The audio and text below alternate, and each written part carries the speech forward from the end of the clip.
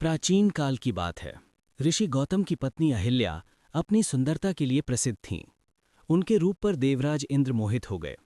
एक दिन जब ऋषि गौतम आश्रम से बाहर गए हुए थे, इंद्र ने उनका रूप धारण कर अहिल्या के पास जाने की कोशिश की। लेकिन अहिल्या साधारण नारी नहीं थीं। उन्होंने तुरंत पहचान लिया कि ये इंद्र हैं। वे पीछे हट गईं, लेकिन तभी ऋषि गौतम वापस आ गए। उन्होंने देखा कि कोई उनके वेश में खड़ा है। गुस्से में ऋषि गौतम ने इंद्र को श्राप दिया, जा, तू नपुंसक हो जा। फिर उन्होंने अहिल्या की ओर देखा। उनके मन में संदेह उत्पन्न हो गया। उन्होंने कहा, तूने मेरे वेशधारी को रोका नहीं, इसलिए तू हजारों वर्षों तक पत्थर की शिला बनकर पड़ी रहेगी, केवल हवा खाकर जीवित रहेगी। जब प्रभु राम इस आश्रम में आएंगे तभी तेरा उद्धार होगा। अहिल्या पत्थर बन गईं। वो शिला ऋषि के आश्रम में पड़ी रही। वर्षों बीत गए, युग बीत गए। फिर वो दिन आया। गुरु विश्वामित्र राम और लक्ष्मण को लेकर उस आश्रम में पहुंचे।